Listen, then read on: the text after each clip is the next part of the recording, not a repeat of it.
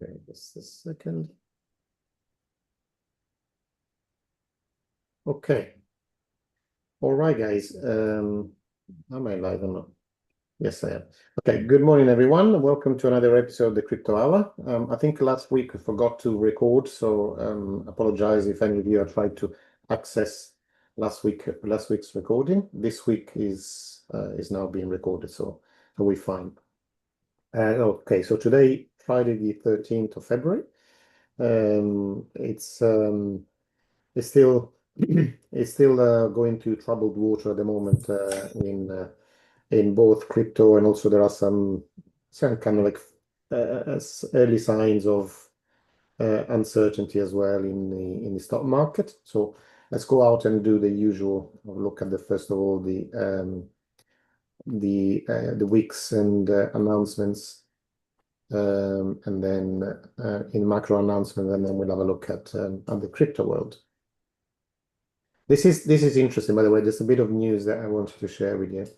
So it's now we actually had a vote where Democrats and Republicans alike joined to basically vote down the latest Trump's tariffs on Canada. Okay, so it's showing you that even from his own party now, there are some people that are happy to vote against him because they think that the guy is deranged. And can't disagree with them, to be honest with you.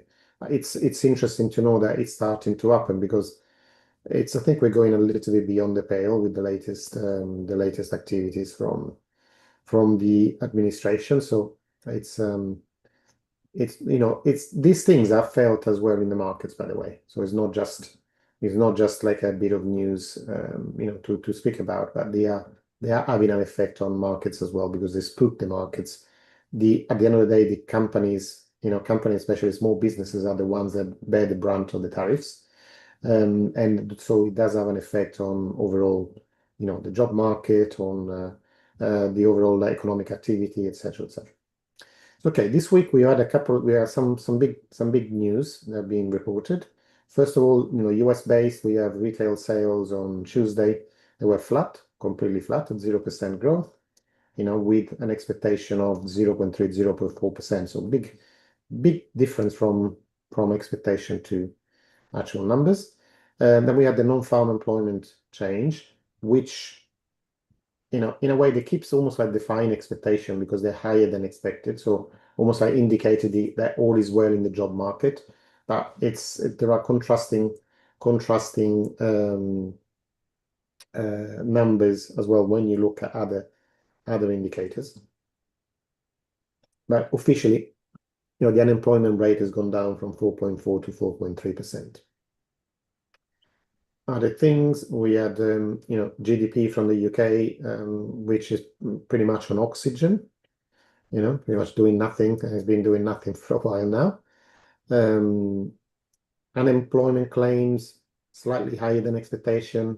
Nothing really too crazy. Again, carrying on about the usual trend. We can have a look at it a little bit more in detail here. Sorry, let me just update this.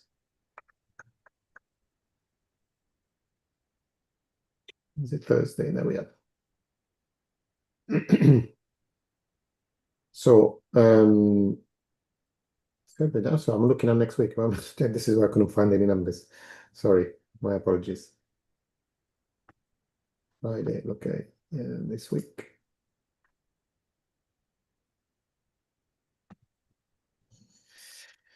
Okay. So we had the actual number, kind of initial jobless claims. There was, as I said, lower than the previous week, but higher than expected. And the continuing jobless claims, which are how many people are, the number of people that are long-term unemployed, so to speak, keeps climbing up slowly. But we've been in between 1.10 million and 2 million for quite a few months now. So there's no strong indication of the job market going one way or another. And further on today, there's another fairly important bit of news from the US, which is the inflation figures. And also, it's interesting to see here for the Swiss franc, that's already been reported that today we have negative inflation. That's been reported today of minus 0.1%. It shows you that this is not surprising when you look at the Swiss franc against all the other major currencies. They are at the all-time high against pretty much everybody. So it shows you how the Swiss franc is constantly being seen as a strong and assets to to be in for times of uncertainty and to keep the value of the funds they have compared to just compared to the US dollar, just because I know the numbers there where the average is that the US dollar loses value at 6.6% a year. So bear that in mind. So on today at 1:30 p.m. London time, so 8:30 and New York time AM, there's going to be the inflation figures, which again are important because they indicate as well that what the possible next move in interest rates may be. Lower inflation would be a higher chance of interest rates being lowered. Higher inflation then reduce that chance. And so the markets adjust, especially if the numbers are different from expected. So today we're expecting 0.3% month on month, so 2.5% on a year-by-year basis. We'll see what the numbers come in a few hours. And next week, is a little bit more easier from the point of view of reporting. There isn't much less inflation for the Canadian dollar. The interest rate announcement from New Zealand on Wednesday, that is expectation. They don't even say about what they're expecting, but at the moment is 2.25%, so it's already fairly lower long-term levels. Minutes from the Federal Meeting Monetary Meeting Committee, which again they're not important for itself because they won't announce anything new, but it's important to understand how their thinking is from the Fed about the possible policy for the near future and for the medium term. And then on Friday, we've got the usual job claims, in the US on every Thursday, and then on Friday we have pretty much all manufacturing figures, and also another PCE price index, which is the favorite measure of inflation for the Fed. Okay, so this is for this week and next week. So this week today, inflation in a few hours, and then nothing much. And again, next week, nothing much until Friday, apart from New Zealand dollar on Wednesday. Okay, so you can make your decision without worrying too much. Now, again, let's go and have a look at crypto and see where we are. So this is Amazon. We don't want Amazon. We want to look at Bitcoin. Sorry, why am I doing that? Okay, so let's go into a daily chart of Bitcoin. So as you can see, there's at the moment, no great signs of life, so to speak, from Bitcoin. We had the huge drop that we had last week. We stopped exactly at 60,000. Now, if you can see, look at this. When you look at the lowest possible points in the top left-hand corner, you can see all those numbers. OHL, L is the low point of the day at $60,000 on the dot. 60,000, which is obviously means that somebody was waiting there with a wagon full of cash ready to purchase Bitcoin on that price. So $60,000 for now represents a floor. Very quickly from 60,000 went up to almost 72, and now during the week has been like anemic price move. I can see very, very small. There has been very little volatility this week, and you see that the range every day has been pretty small, but still prices have gone down from where we closed on Friday. We closed at 70,500. At the moment we are 66.7. So we're down, we're down by 4,000 pretty much this week. So nothing has actually been, flushed, so to speak, in this week in terms of what we can see, technical analysis and and moves. We're still in that range. Really, overall, this is a really big, like monthly range. Can make it maybe we can make it a little bit tighter this way. That goes from around 67,000 all the way to 48. But if you want kind of like a little bit of direction, what we could be looking at in case Bitcoin keeps dropping. So at the moment, this is a demand zone that has reacted to where price has reacted.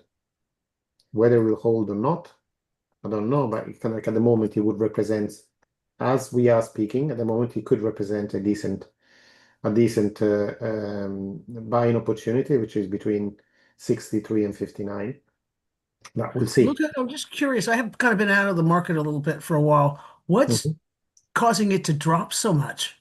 I mean, we were up closer to 90 and $100,000, and now it's down, it's a lot of it's lost. Yeah. I'm just wondering. Well, that's kind of the million-dollar questions because at the moment, what we have seen is that there is, on one side, we've seen the price doing what it's been doing, going from 120 now pretty much losing half its value.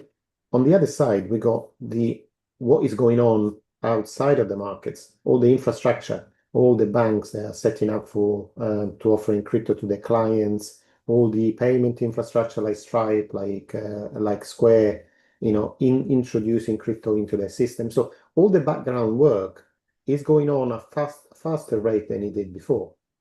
What hasn't really caught up with it is the price. So there is sometimes we see certain moves that are happening and they do shout of, flagrant manipulation. Obviously, what hasn't happened in this cycle yet, although we had a Bitcoin had a good increase in price from when they launched the ETFs, until the end of last year, October 25, when we hit the all-time high. The crypto as a whole market hasn't really caught fire during this cycle as it did in 2021. But when we look at what now crypto projects are doing compared to what they were doing 4 years ago, it's like night and day. So at the moment, the crypto is getting interwoven into the day-to-day infrastructure. So they're talking about doing things on the blockchain that we were dreaming of 4 years ago. So there is a lot more utility that is being that is for which blockchain technology is being used for, and so it should, in theory, generate a much higher valuation. Okay, that hasn't really translated into, especially if you look away from Bitcoin. If you look at anything else that is not Bitcoin in crypto, has dropped at astonishing rates, even compared to, not even compared to 2021, even compared to 2024. So does it mean are those projects dead because a lot of them are lost maybe 70 or 80% of its token value? Obviously not, because we got to look at the activity, and the activity is going on just as much as it did 4 years ago, and even more.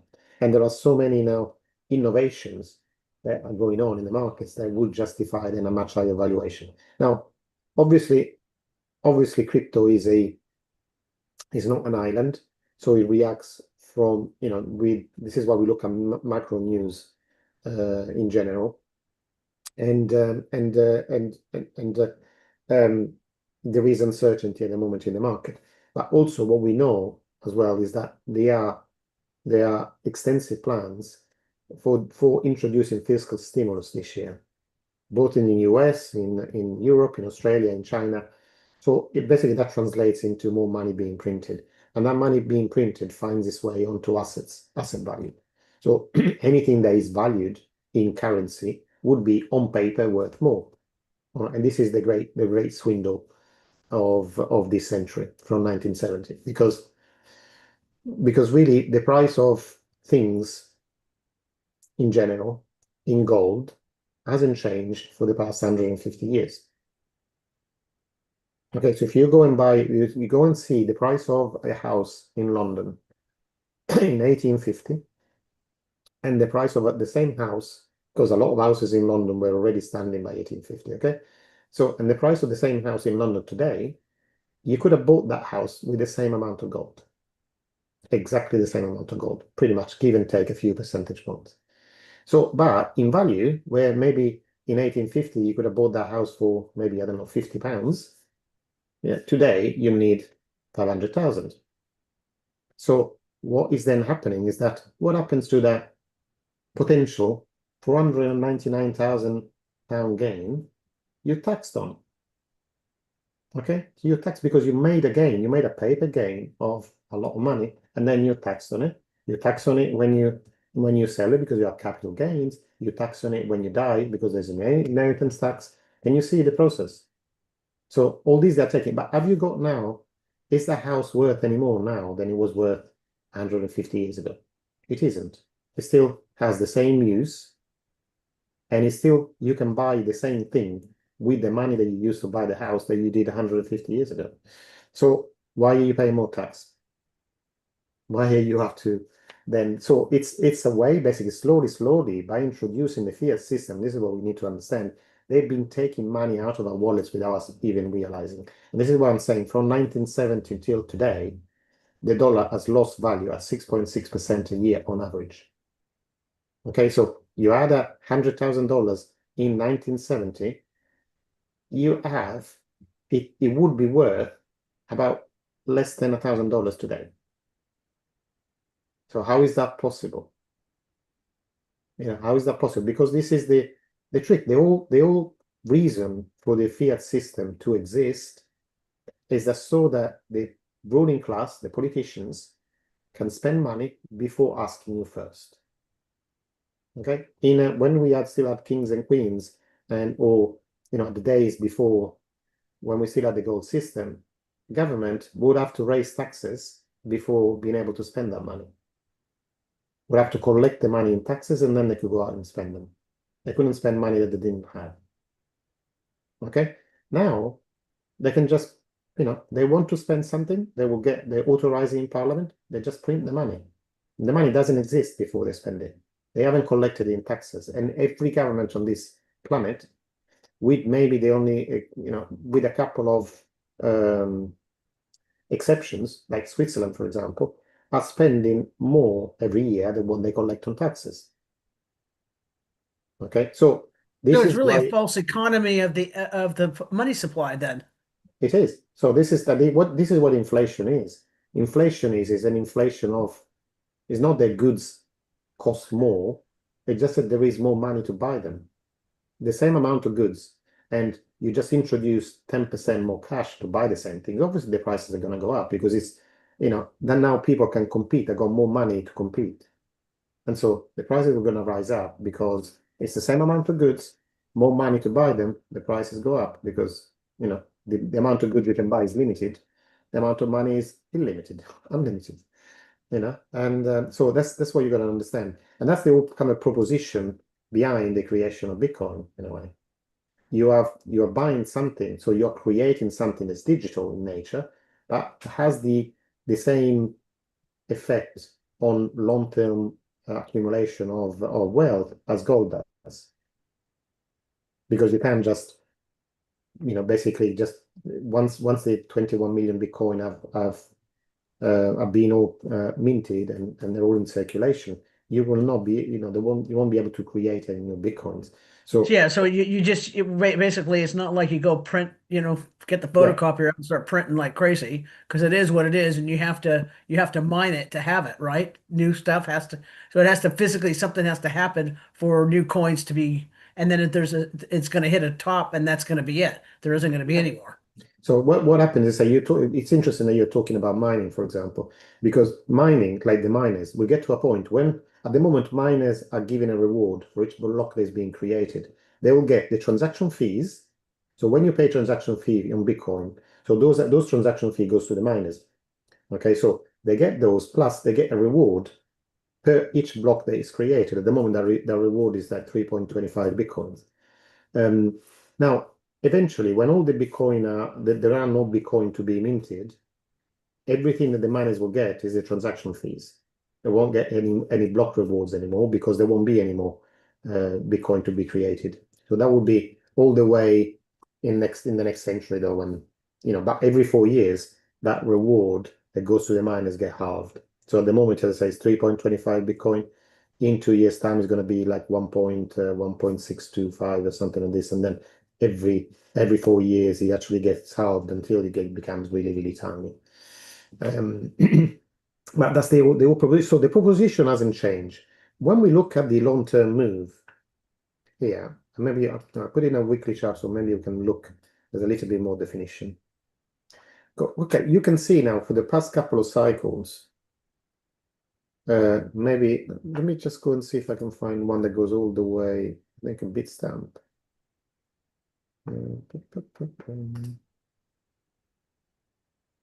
Where is that Bitstamp? Where is that Bitstamp? Oh, yeah. I think that one may go all the way down to. No, sorry. Sorry, guys. Do you know where I can find the?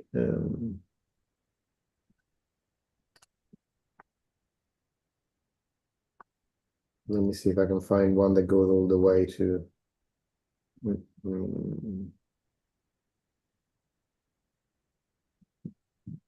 Let's try FXCM. No, sorry. All right, guys, doesn't matter. Just go back to where we were before. I just wanted to go all the way down to the earlier data, but we need to find it somewhere else. But anyway, what I wanted to show you is that basically every 4 years we got like this is the bull market. We can see here now on in 2017, 2018, it touched about almost like $20,000. Then it dropped to about 3,000, and then the next cycle we know is 2021. It goes to almost 70,000. But it's interesting because you see the previous high is pretty much then when the bear market stops. So within around a 15-20% of that, is where the market stopped. In this case, if we measure it,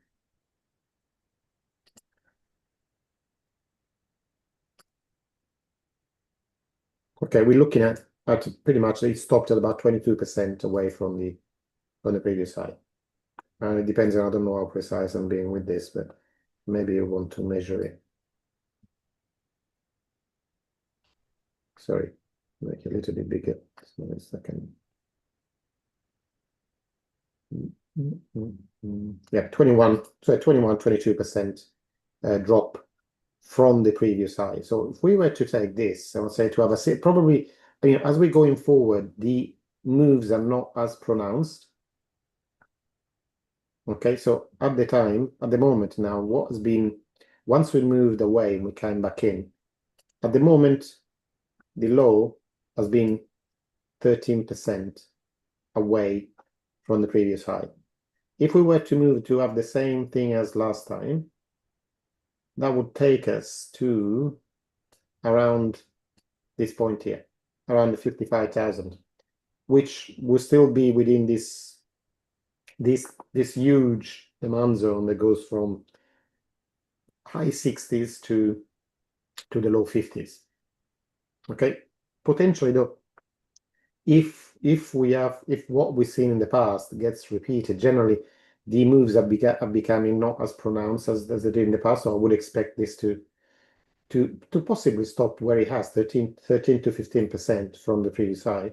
So we might already be seeing that the bottom as established. And sometimes when that happens, the more likely event before we actually start climbing and going the other direction is that the creation of a double bottom. So we might see price testing that 60,000 level again, and then forming what is described as a kind of like a reversal structure, which is something like this. Okay, which is like a double bottom and then a break of the double bottom, and then we will see like a move like this, a retest, and a move higher. Okay, so that's the kind of like structures that we see when price changes. You see here at the top is happens in the opposite way. You can see it's like it's an M rather than a W. Okay, and can you see here how price went down here, retested that point, and moved lower? Okay, so this is the expected moves when price eventually will turn around. We haven't seen any, at the moment, we haven't seen any evidence technically of this happening yet. So probably we are still looking we're still looking at that possibly forming. We had 4 weeks so far of constant drop from 93 to where we are now at 66. So we will see. I would say watch what happens, because when we see this happening, will happen in the lower time frames first. So this is a daily. We can even go like intraday, like maybe a 4-hour time frame. There is no evidence of this either. So at the moment we still, we probably will be testing. Come on.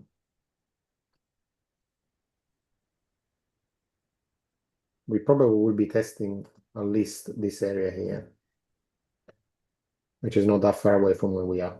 We're about 64 to 60. If we look at the wider version of this area, we've already tested it, but we haven't moved away from it.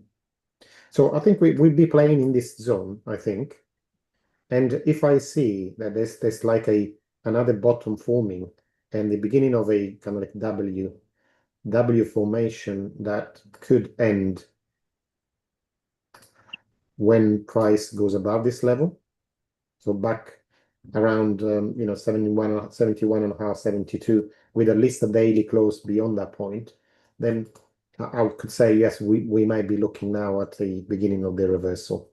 That could take us potentially to then retest the all-time high up here 126. So I've still, obviously we're talking about, we analyze at the same time, we also need to kind of not sit on the fence. This is my expectations that what we're going to see during 2026. I've been wrong before. I could be wrong again, but this is what I'm publicly announcing. So this is what I expect the price to do. Formation on a W, like with the retesting, it could take several weeks for this to happen. Eventually, I expect a new high to be hit towards the middle of the year to the third quarter, okay, before the US elections in November. Then after that, it's all bets are open. Depending on where we will be, probably we will see a strong correction late in 2026, early in 2027, because I think this, in general, even without considering crypto, but the stock market is way overbought at the moment, and there is strong expectation of a meaningful correction. When I say meaningful, we're talking about 25% plus. So we'll see that. But at the moment, we still all system go, I think, for risk assets. So stocks and shares, potentially gold and silver, crypto are all expected to do fairly well, at least over the next couple of quarters. Now, in terms of kind of some news that I wanted to share with you before we open the question and answer session. Now, where is the Cardano one? There we are.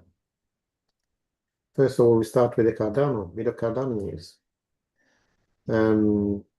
So Cardano is then announced that they will then integrate with Layer 0, which is a cross-chain messages system, and that then it will increase the interoperability, which is being the thing that many blockchains have been working towards. Because if we want to get to the point like you do with a mobile phone, and wherever you are in the world, you connect to Wi-Fi and you can use your phone and you can connect to the internet. We want to do the same thing with crypto. So that is when crypto will really grow and become an asset that everybody's using every day. You've got to be able to use it, whether you have in your wallet Cardano, Ethereum, Solana, or Bitcoin. You've got to be able to use it seamlessly to go and use it every day. When you're buying your coffee, when you go into the shops, when you go to the restaurants, and we're not at that point yet. So this is like one other step towards that point, okay, which is integrating other blockchains within another, so that you can seamlessly interact with each other's communities. Okay, so obviously there's been a lot of talk of doing this with the Midnight project, which is again a Cardano offshoot. But this is where the effort is going from Cardano now to increase the amount that is invested in DeFi on his on his chain, and this is where Layer Zero can bring liquidity to the Cardano market, and also to be considered that we are close to having one of the major stable coins coming to the again in Midnight and so on Cardano as well, which will be USDC. So we could see a lot of liquidity then starting to use the very strong and stable system that the Cardano is famous for, which is the strong infrastructure that is second to none in terms of safety and security and peer-reviewed science. Now, going on to other things. This is what I'm trying to tell you, that there are so many things going on using blockchain technology, even behind the scenes, that we don't even realize how the world is slowly moving towards blockchain. Even Russia is not the most open of countries, but they're now they approved a framework to move real world assets on the blockchain. So obviously it's not something that will make crypto boom all of a sudden, but again, they're all little steps, guys, that are going in the right direction. This is why I'm saying I'm not worried about blockchain in general, like crypto as a sector. I still got very high expectation out of the old sector, and it could come in the next few months, it could come in the next few years, but I'm in this for the long term. Yeah, it's also talking. Where are we? What's happened? Crypto Potato, where have you gone? Oh, there we So here is talking about the kind of some of the drivers that drive the price, and how we might be actually approaching the bottom of this current cycle, with about this drop and beginning not to grow again. And it's funny that yeah, you said the positive developments that are always like gone untalked of almost, unless you are into crypto, like a new Federal Reserve Chair, which Kevin Walsh, which is still not in power yet, it will take a few months, but it's known to be a supporter of Bitcoin. There's more increasing institutional hiring in crypto, and growing adoption by traditional financial firms. So even with all this good news, the investor sentiment is very wary, because it said, yeah, good news don't matter in the depths of winter. Okay, because people are worried about putting money in because they could lose value. So we're still having that. We're still in that kind of environment. Thank you. Yes, please. Yes, please. On other news, Crypto Potato doesn't like me today. Okay. This is another interesting development. So this is like a neobank called like Superform. Is now being created, like a neobank that is owned by the users, rather than the traditional like bank. It's in a way like an intermediary. In this case, it is still a bank, but that allows the users to get all the benefits from it. And interesting thing is that it's almost like they acting as an intermediary in between people and DeFi.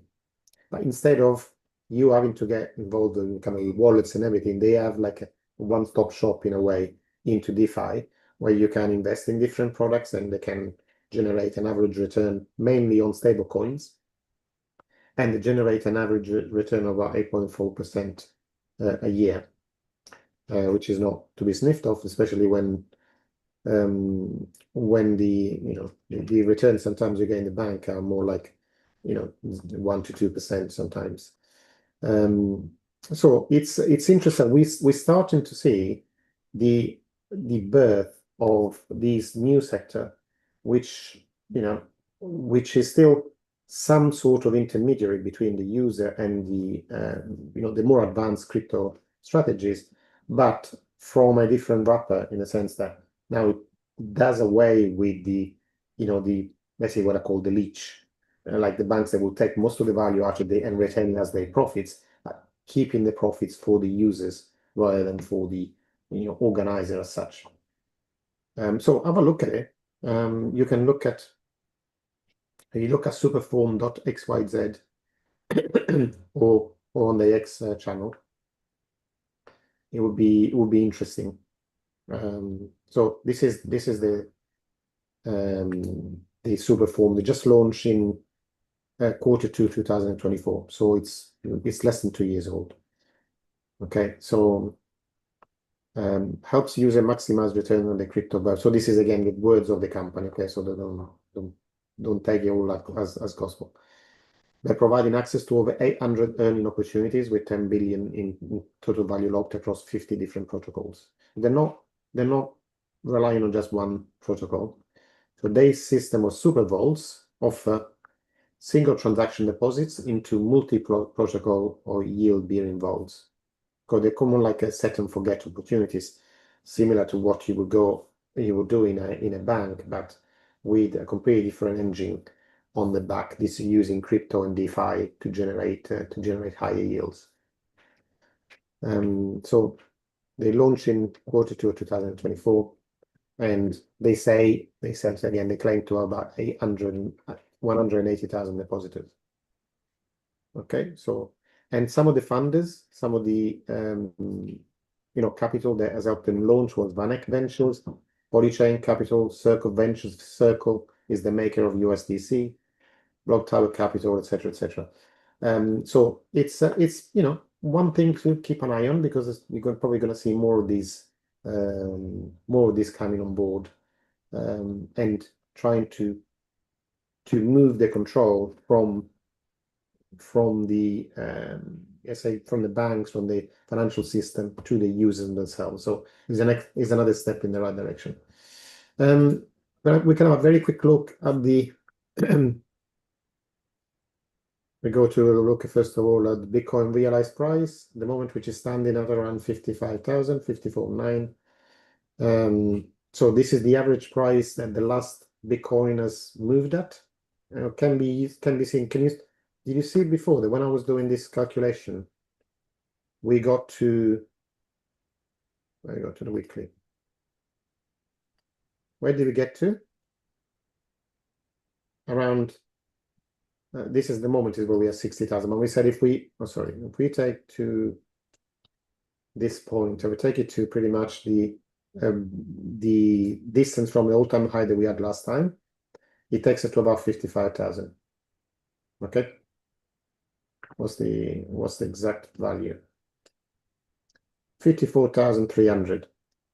And you see sometimes when you do things properly, how things match up. Now, where are we now? 54,900 is the Bitcoin realized price.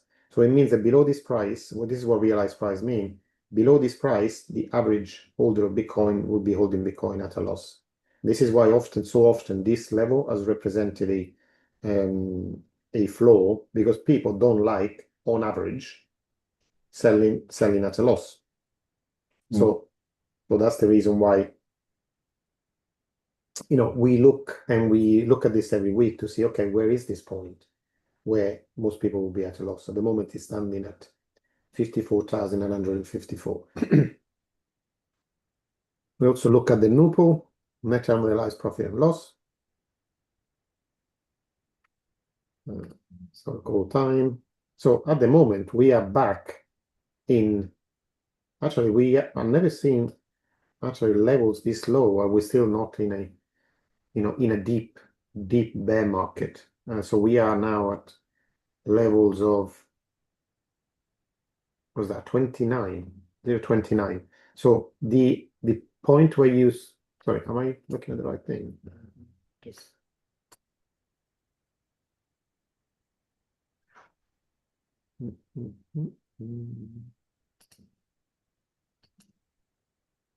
So a level of 17, it can be.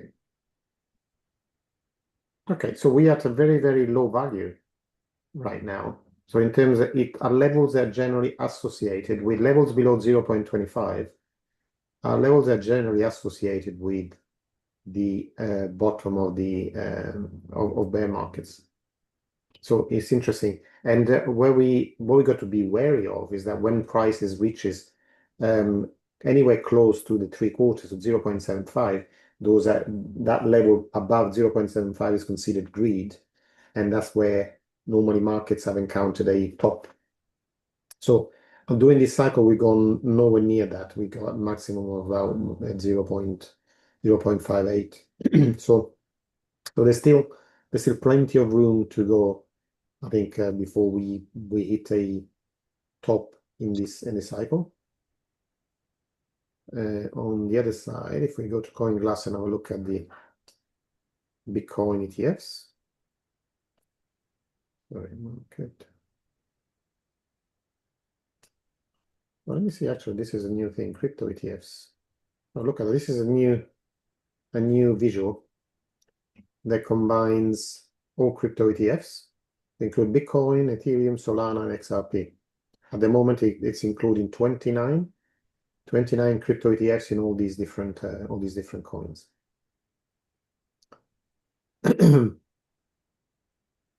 So the total crypto ETFs, the assets under management, as you can see now, at the moment are 170 billion. Okay, so this is all from January 2024. So last week we had about 500 million leaving the ETFs, and during the last month we had almost about 5 billion of outflows. So this is the trend overall. So the green is Bitcoin, the blue is Ethereum, and then the rest are the other Solana and XRP.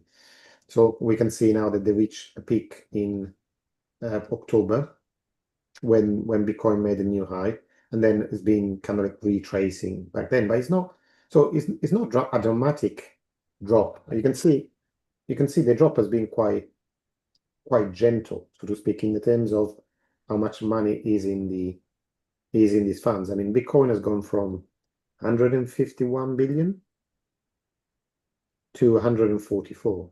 So it hasn't been a dramatic drop as the price has done.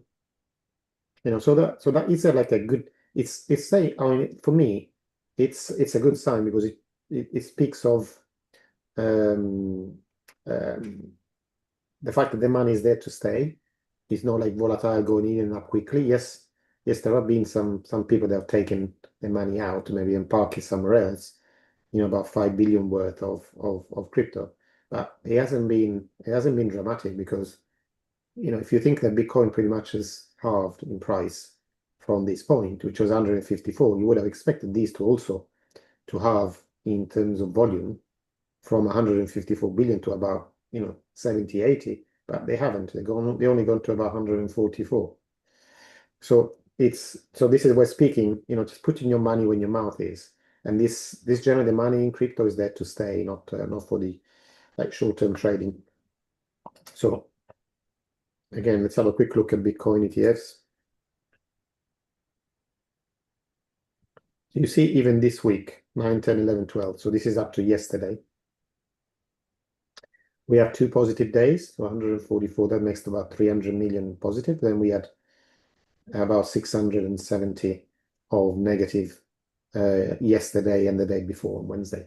Okay. So this is the actual. So we just look at Bitcoin without going into all the others. But we still we're still sitting at a kind of high number of, from the January 2024, we're still looking at over 55 billion of inflows. So, okay, so even today I managed to go on for about 50 minutes. So let me stop sharing. And let's have a look. Pierre, yes, Bitcoin whales are playing their game. Not so much. You see, this is where kind of we disagree slightly. I don't think it's so much the whales they're causing that. Obviously, they got a part to play. That it's more like a traditional investors, because now the BlackRock of this world, the JP Morgan of this world, have got significant positions in crypto, so they can use it to move the markets. Like, and sometimes the things that we see are things that you can't see beforehand, like what happened with gold and silver last week. So basically, the market forced a lot of longs to close their positions, which is not like a free market should work. And caught a lot of people unawares. So the same thing can happen in Bitcoin. It just needs the market authority to slightly alter the margin requirements on the futures to cause big price drops. And sometimes I'm looking at the charts, and sometimes I'm thinking, well, it doesn't make sense that all of a sudden price moves by 4 or 5% in minutes. It's not a normal market flow. So anyway, let's not talk conspiracy theories at the moment. Let's try to be more proactive. Anybody wants to add something or ask any questions? And remember, there will show you, for the moment you got Double Bubble. Jonathan is here as well. So if you want to direct any questions to him, he's there too. And when we finish in 10 minutes, Jonathan, just keep I don't know if I can see the link, but probably from last week. So if you can post it again, please. Jonathan runs a session on Cardano after this every week, so we'll highly encourage you to go and follow that as well, to see how things are done on your blockchain, because sooner or later that will be you doing stuff on Cardano and asking Jonathan, how do I do this? How do I do that? And Jonathan would say, well, you should have come to my session 6 months ago, right? Very true. Yeah, of course. Come along, get educated, get ahead of the curve. Okay, anybody wants to ask anything? Yeah, Luca, I wonder if you could talk to the fact retail versus the financial firms and the fear and greed index being what it is, 8 point something 8. I wonder if you could talk to that in terms of So what does it tell how you? you're viewing it. What does it tell you when you see the fear and greed index at 8, which is that basically extreme fear at a level that has almost never been seen before? What does that tell you? Manipulation. Is that what you... Well, it's not just that, but just remember, if you remember, just like buy when other people are fearful and sell when people are greedy. If you keep to that, just to that, you will do really well. So at the moment, when you're in extreme fear, generally speaking, is that you should be looking for opportunities to buy. So at the moment, you should be thinking, gosh, everybody is panicking. What's the lowest I can buy Bitcoin at? So is that a gauge which is more retail biased? Yeah. At the end of the day. Yeah, it is. Yeah, it is. It's like it's a sentiment gauge. And so when we are at that levels, you want to think about buying. When we are at the opposite extreme, when there's extreme greed, that's when you want to sell. Yeah. Or at least be ready, getting ready. So at the moment, if you have money to invest, I will be then looking at the chart and thinking, okay, if I were to buy Bitcoin this week or whatever, what's the price that I want to pay? And then sometimes place your orders there, and just we saw last week that price was 60,000, lasted literally for minutes. It wasn't there for a long time. So unless you have your orders already in the system, you'll never grab those prices. you know. And in relation to the various tokens, so we've had thousands of them, but you just showed the ETFs and the top runners, BTC and ETH, Solana, XRP. It feels like there's some kind of race going on outside of wanting to see value increase, but in terms of utility. And within Cardano, you're talking about a conversion process. So there's interoperability between the tokens. So when you think about new technology, okay, and it was the same thing when the personal computer was launched. You know, there was a battle between all the producers of personal, the Compaq, you know, you remember, producers of personal computers. So at the end of the day, you will have winners of this race. So there will have certain. So instead of having the personal computer or the company behind, in this case, we have the infrastructure projects, which are the layer one blockchains. So we'll have a world in which certain things will be done on Bitcoin, for example. Other things will be done on Cardano. Other things on Ethereum. So for me, where I'm spending my time examining is not so much, you know, what's the price of whatever Bitcoin, Cardano, whatever this week compared to last week. I'm looking at, okay, when this technology, because we are going that way, is running the world. Because we already have. So this is an addition to the internet technology. So this is the money of the internet, basically the transfer of value that is now added to you know, to the technology that runs the internet. So once we do everything, because at the moment, why would you use, you know, for example, if you have US dollars and you have to interact with somebody on the other side of the world, would you use the banking system or do a transaction based on sending stable coins? So one you can do in seconds with a minimal fee of a few cents. The other one will take you 4 days, and you have to pay maybe $50, $100 for a transaction. So it's just the world is going that way.